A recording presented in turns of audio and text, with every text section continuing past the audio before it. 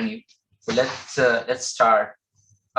Today's presentation is not going to be about a particular topic, and it is also not going to be about a lot of research.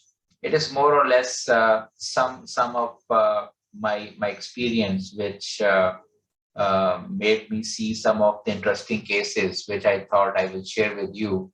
And they are not the ones which we generally see very often. So that's why I just kind of named it as Cameos in pulmonary medicine. So let's start with case 1.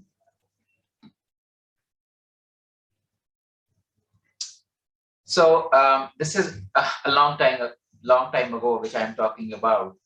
I think somewhere in 1999. So this is a 62-year-old female who comes in with a chronic cough of 1.5 years duration, and the cough had some sputum and had some variation. She was treated with antibiotics, had some relief. Then she had symptoms of nasal congestion, some more post-nasal drip, had some wheezing as well. It did not have actually wheezing, and denied any history of allergies. So she used to smoke for about 10 pack of years. And the interesting thing was that she noticed some change in her hands.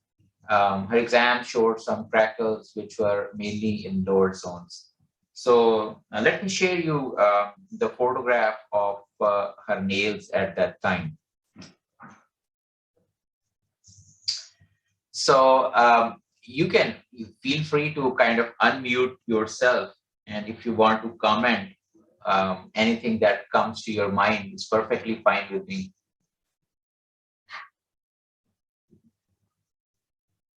Anyone will take a jab?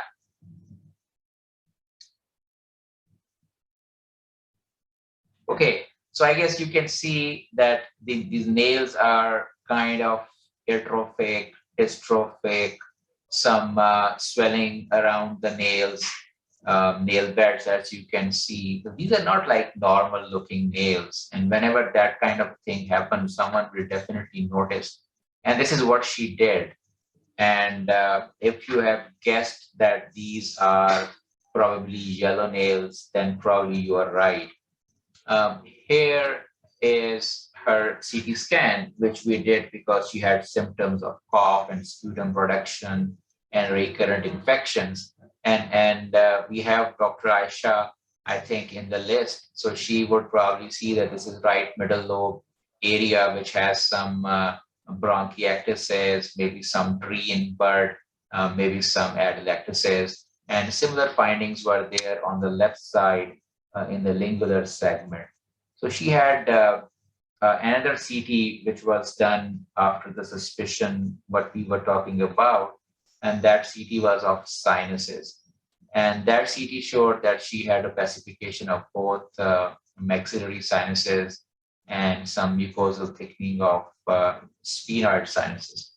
But the most important thing which we came across was something which might interest Dr. Yasir, that she had a small mass of around 1.5 centimeters with associated axillary lymphadenopathy, which was seen on CT scan once again. So this mass in a 62-year-old female was biopsied, and it was an excisional biopsy. And it turns out that it was infiltrating ductal carcinoma with T1N1 M0 and receptors positive for hormones. So she was given, cyclophosphamide methotrexate. Our oncology team treated for about 8 months, and subsequently was given radiation and then tamoxifen. At that time, I think tamoxifen was the only receptor medication that was anti-estrogen medication that was available. So and she was kind of afterwards doing well. And then when she came up for the follow-up, and then you will see something here which might interest you, and that is another photograph of her nails. So something, which is very clear that these are not the same nails which used to be, and they are look like pretty reasonably normal, more clear, maybe some distal area of some pigmentation, which could be because of chemotherapy. I'm not sure, but definitely they are not the same which they used to be, like typical yellow nails. And interestingly, she never had those nails in her toes, even at that time. So this was a very interesting case. And in fact, at that time, it was only second reported case where the yellow nails disappeared after treatment of underlying malignancy.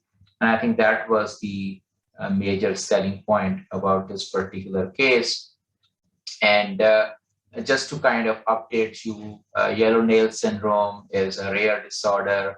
The problem lies with the lymphatics, and that's why they keep getting recurrent infections in various areas, classically in respiratory system, and also sometimes they can have lymphedema, and that can also lead to pleural effusions. So classical triad is present in only about 30% of the patients. Individual manifestations can appear at various stages, from birth to late adult life. It has been associated with autoimmune disorders like SLE, rheumatoid arthritis, and others. And there is a long list of malignancies which has been shown to be associated with yellow nails, along with, once again, infections like TB, HIV, and other immunodeficiency states. Apparently, there are certain drugs as well, which can also lead to yellow nail syndrome. So this particular patient had yellow nails, most likely because of underlying malignancy. And once the malignancy got treated, her yellow nails disappeared. And the photograph that you saw was the one that I just showed you. And here is where it is archived forever. And it is one of those small case reports published in Chest in the year 2000 and has been quoted several times in literature if you look at Google Scholar. So that was an interesting case number one. So let me share you a second case that you might find also very interesting. This is a 60-year-old female who was referred to us once again somewhere in 98, 99, maybe 2000, that because of a CT scan abnormality. So, and when I saw her, she was a lifelong non-smoker. She was involved in a motor vehicle accident about 9 months ago. And then she developed right shoulder pain 6 months later on, so about 3 months after having the accident. That pain was attributed to possible rotator cuff repair and rotator cuff injury, which was repaired as because of possible pain coming from that pathology. But unfortunately, the pain lasted for some time, and then someone thought, okay, let's do a CT scan. So she had a CT scan done, and then she was referred to us. Otherwise, the rest of the history was unremarkable, and physical examination was also pretty much unremarkable, except for this pain that she was coming in. So here is the CT scan, and as you can see that on the top one, labeled as A, there is a mass which is kind of located in superior sulcus, right upper lobe. But if you closely see, you would see that the inner border of the mass is very well defined. And that is something that tells you that this is not something which is originating from the lung and going outside probably it is originating from outside and then going in and pushing the lung back inside. So at that time, we thought that, okay, this could be a malignancy. Maybe she had a hematoma, which has become pretty thick and solid, or maybe this is some kind of a fibroma. So, as usual, we needed a more definitive diagnosis, and we had a discussion with our thoracic surgeon, and he decided, because of its location and a lot of symptoms, to just get it out. So, thoracic surgery did a resection, which could not be completed during the routine VATS, and it was converted to an open thoracotomy. So it was removed, a mass which was touching surrounding structures, muscles, fibrous tissue, bones, and it was dissected out. And here is the pathology set. So on the one that you are looking at is showing densely collagenated acellular lesions. You don't see a lot of nuclei here, but there's a lot of collagen, which is kind of a pinkish in appearance. And there are certain areas of cellular presence, which are basically myofibroblasts and fibroblasts. So that's what LOPAR showed. And on a much closer look, the more cellular areas are mostly myofibroblastic type, and the nuclei were pretty kind of regular, and further details showed that there were no mitotic figures. So malignancy was pretty much ruled out, and because of a lot of collagen and a lot of fibroblasts, turns out that this is something you might remember from your college days, when we used to see a swelling in abdomen, which was generally linked with rectus sheaths, or those soft tissue structures, pretty hard, firm, and maybe if the surgeons are somewhere around, they might tell you that this is what we call desmoid tumor.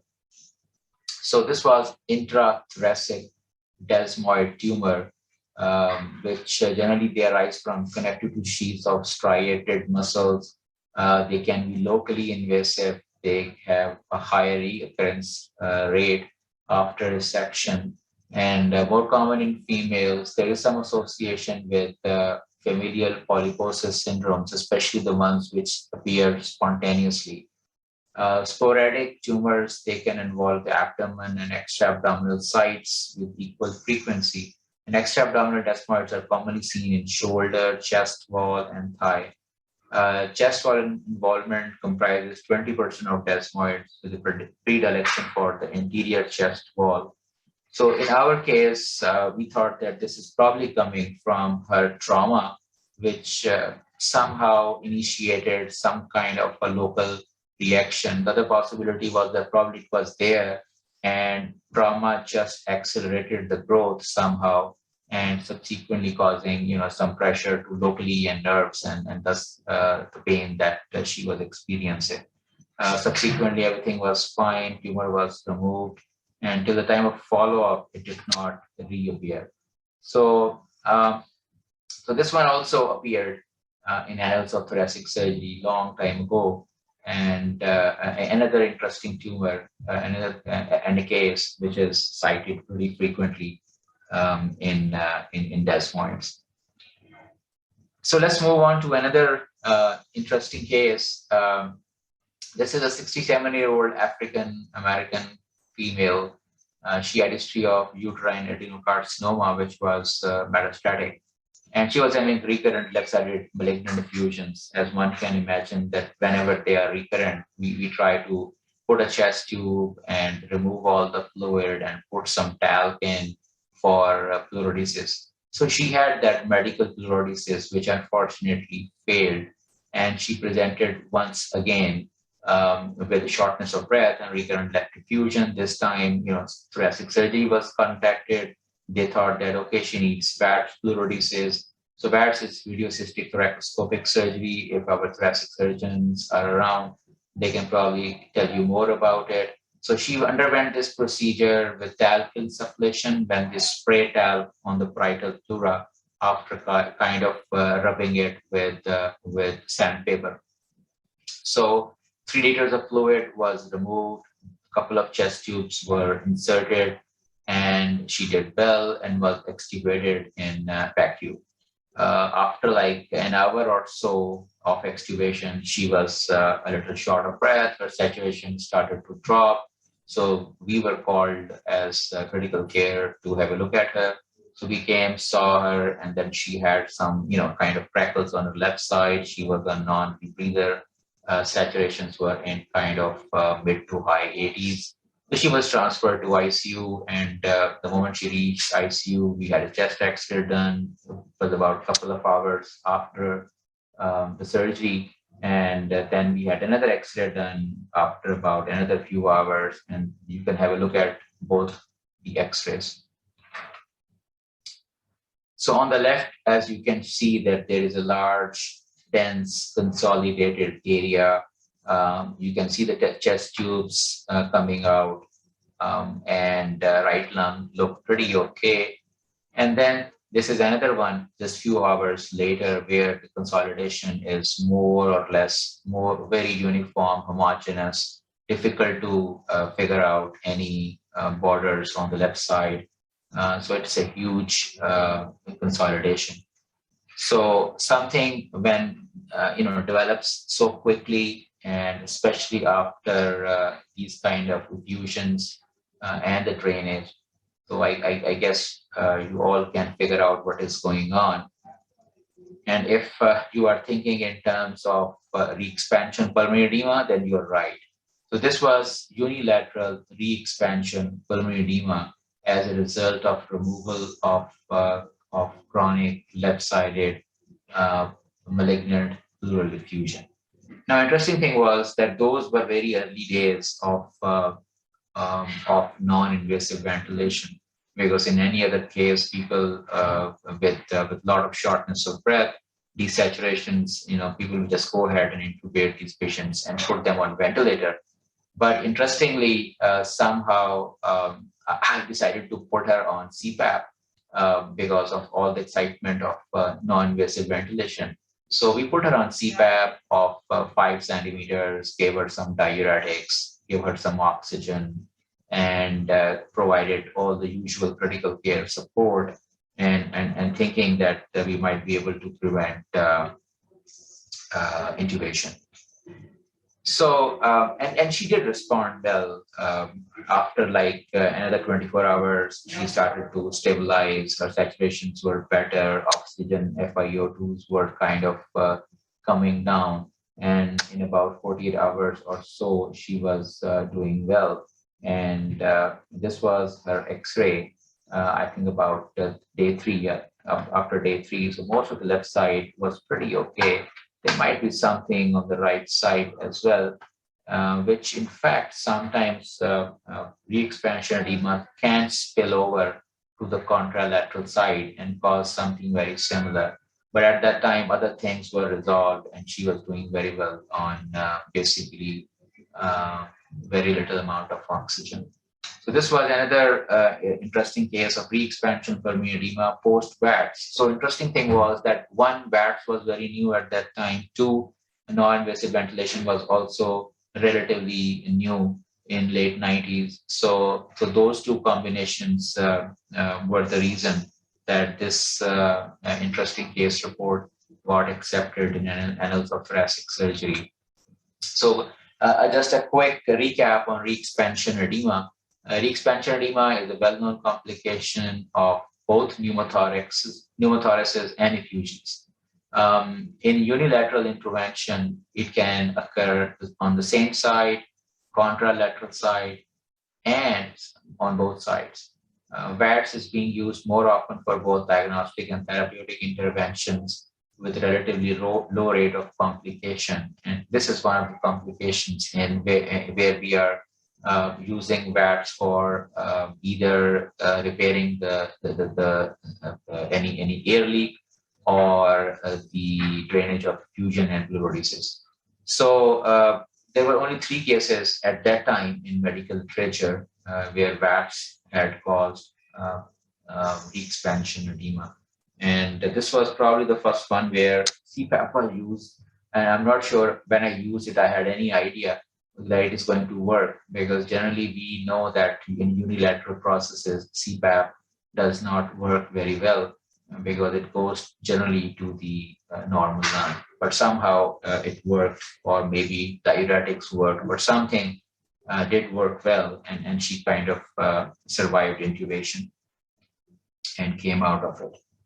So this was also kind of published long time ago, and it is part of literature. So let me share you another interesting case with you. The next one. This one is very far from that continent, in another, virtually country, and not even Pakistan. This is happening in Saudi Arabia. So this was an 81-year-old male who was seen by ENT for oral ulcerations, which were there for 3 months or so. And ENT examined and saw some more ulcerations in different areas of pharynx and tonsils, and thought that he needs to biopsy them. So he did biopsy those ulcers, but pathology was not very much of help in terms of making any diagnosis. Then we got a call 3 months after this particular procedure that he's in ER with a lot of shortness of breath and hoarseness of voice. So at the time when I saw him, he was having stridor. So at that time, we used to have the facility of Heliox, which is combination of helium and oxygen. So we use like 70-30 Heliox, just to kind of make sure that he is stable in terms of work of breathing. And we brought him to ICU with all that stridor, ENT, and other services were involved. We thought that we'll do a bronchoscopy, but he refused. ENT was not willing to do anything great at that time. But one thing that we noticed was that he had some bullous eruptions, which were more clearly apparent in the axillary part. And those bullous eruptions we were biopsied while we were kind of doing these things. Now, because as part of stridor, we thought that, okay, we have to give steroids, we have to give nebulizations, we have to give Heliox, and we were ready that if something happened, we might have to have tracheostomy done. But all those invasive things were not easy because of the patient's age and refusal by the family. So everything was being done, and then we had this very quick biopsy process.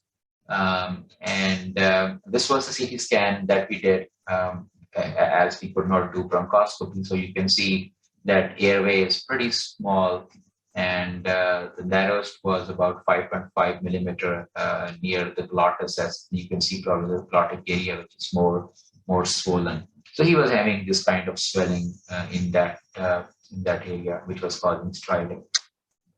So this was the biopsy result, and on your left, as you can see, this is epidermis. I don't see anyone from pathology, but you can see that this is the keratin, and then these are the layers of stratified squamous epithelium, and then the basal layer and the dips that we have.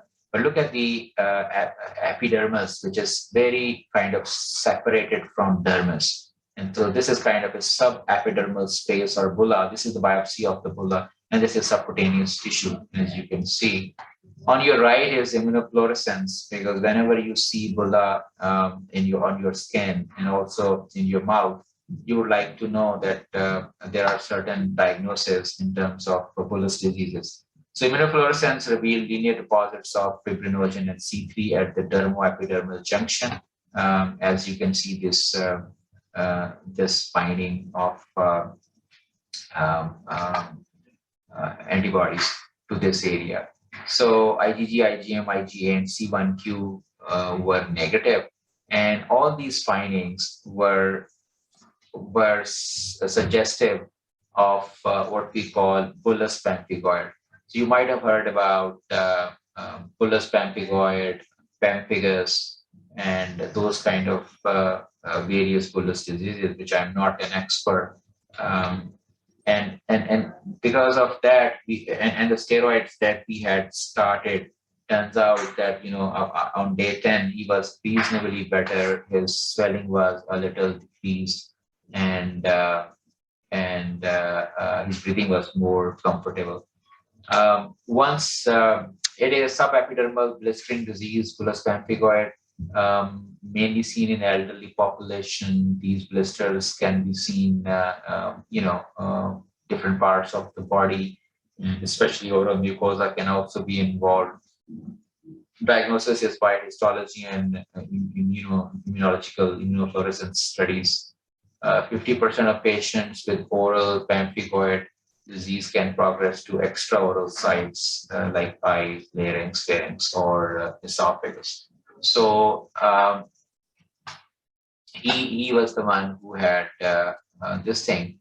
And once again, this was interesting enough that we published this in Annals of Saudi Medicine. And it is also something which is part of literature. Subsequently, he was referred to our dermatology center, where he was put on azathioprine along with steroids, and he did well afterwards. But he required steroids because tapering will bring back these bullous lesions. So that was another interesting case that I saw. Then let's move on to another one that you will see interesting. This was another male, very young male, and again, this is Saudi Arabia. And we got a call from one of our local hospitals that, look, we have a 21-year-old young male who is having very severe shortness of breath. He's coughing for some weeks, so he was admitted there. They tried all the antibiotics, but he was not getting well. He had a history of smoking for some time, but denied any travel, and there were no apparently HIV risk factors. I'll show you her X-ray or CT scan. His gases revealed very high A gradient. So, for example, on about 80-90% FiO2, his PO2 partial pressure of oxygen was only 55. That simply tells me that he is shunting blood. And whenever that happens, one would think of alveolar filling processes. And if it is not a simple alveolar filling process like heart failure, pneumonia, ARDS from various reasons, blood because of hemorrhage at times, then there is very few diagnoses left, and in fact only one diagnosis left in that case, whenever you can figure out that others are not present. So here is the CT scan, and I'm sure that you might have seen this kind of CT in your boards or your examinations somewhere. So as you can see that there are a lot of ground glass haze, but scattered are these lines, as you can see. And these lines are basically interlobular septa, which are kind of thick and prominent because of lymphatics being flooded and blocked or slowed down or slow drainage. So that is why you can see this kind of crazy paving pattern that you all have heard about. It is on both sides, and otherwise cardiac size looks pretty okay, and part of the lung was spared, but most of the lungs are involved. That's why he was hypoxic, and because of the one alveolar filling process is there, so that's why he was severely hypoxic. So I guess you might have guessed the diagnosis. Okay, so this is the appearance of open biopsy, which was done at that facility. And after that, we were called to help them. So as you can see that there are alveoli, interalveolar, space, interstitial tissue, lot of cells, But within the alveoli, this material, which is kind of a acellular, pinkish, eosinophilic kind of material, is just filling the alveoli. Remember that I mentioned about alveolar filling process. So this was another alveolar filling process which was causing this particular anomaly. And as I guess, I can probably imagine that you all have guessed that this was BAS positives on some of the other stains. BAS is like periodic acid shift reagent that is generally good for these kind of proteinaceous deposition. So when I say protein, when I say alveolar filling process, so now you probably can even construct the actual diagnosis very well. So this was like pulmonary alveolar proteinosis in a young male where the apparent cause was not clear, so most likely of idiopathic variety, and that variety has something to do with some genetic genes involved in GM-CSF production and its lack. So we were contacted because they could not figure out what to do. They did not have that kind of expertise to do a special kind of treatment, which we called whole lung lavage. So they called us and one of my colleagues who happened to be there as well. So we thought, okay, let's see, have we ever done something like this before? So I just probably saw one patient long time ago, never did anything in terms of active management, and my other colleague did not even kind of see this kind of patient. So we thought that, look, this is what they have asked for, so we have to do something. So we sat down, reviewed the literature, went through all the possibilities of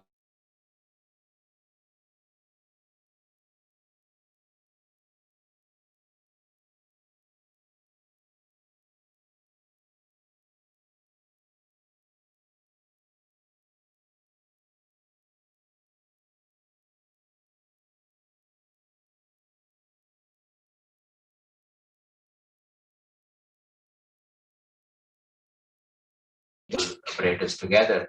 So we brought him in, we put him on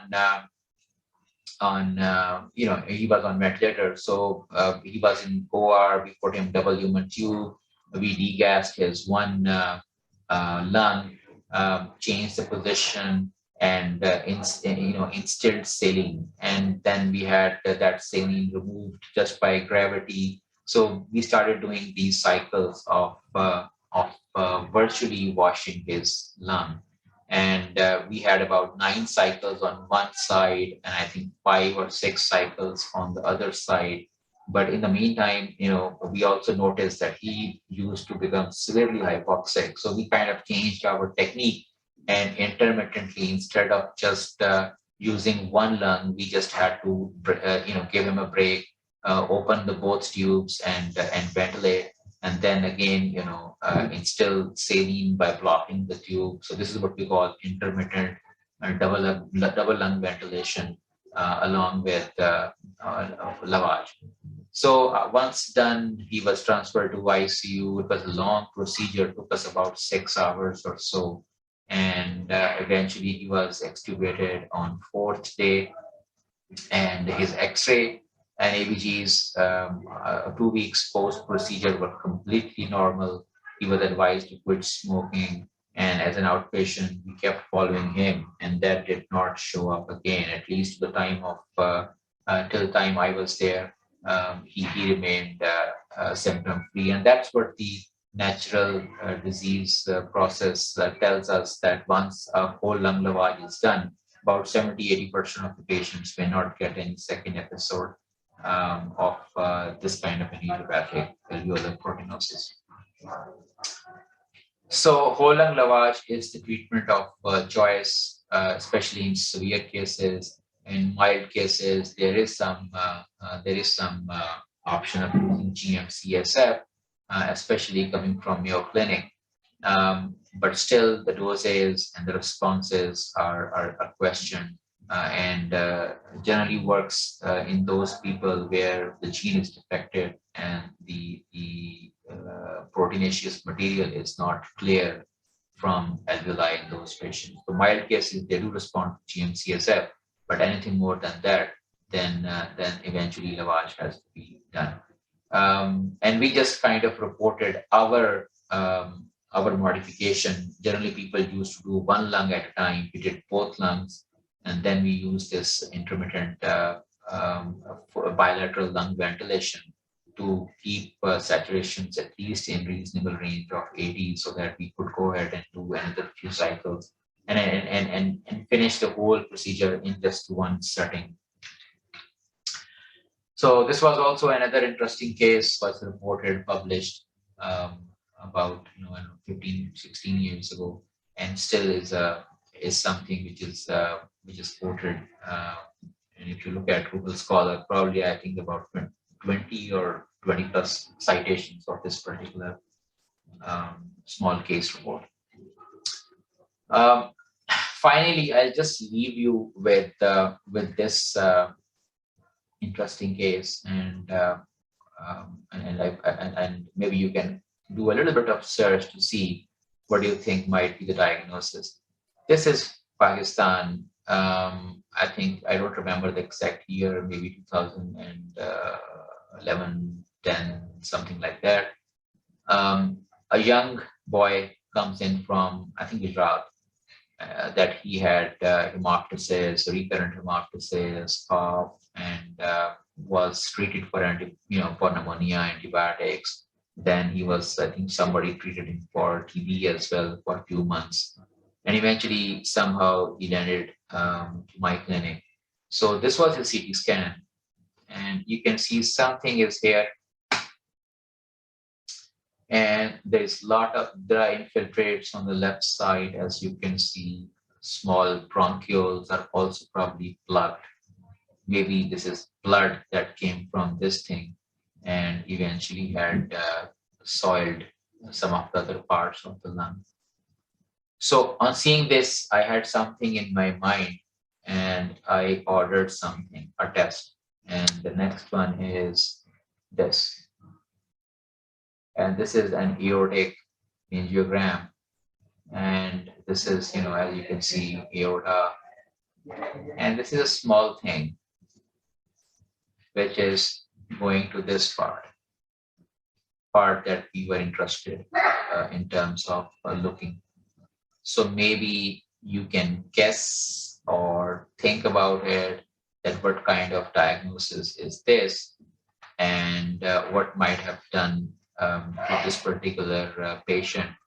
Though he did well, because I think at that time we were not doing something which would have been relatively easier for him, but still he went for a proper surgery with the surgeon. So I leave it to you with this particular case.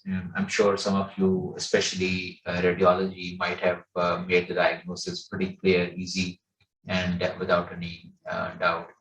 So I'll just stop here, and really thank you for being here today, just to listen some of my memories and some of the names that popped up after long time of providing healthcare. So a lot of these people are here and there, but still good friends, including some of those who used to be my mentors. Thank you so much. And if you have any questions you may ask, please feel free. Go ahead.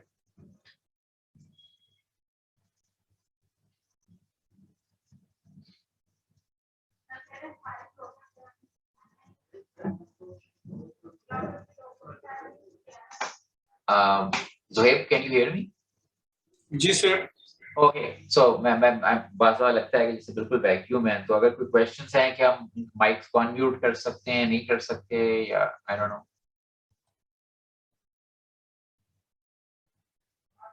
Okay, so if there are no questions, thank you so much. I hope you kind of enjoyed it. I do have another 5, 6 interesting cases somewhere down the line. If I ever been able to do that, I'll do that again. So thank you so much for listening. Appreciate it. Assalamu alaikum.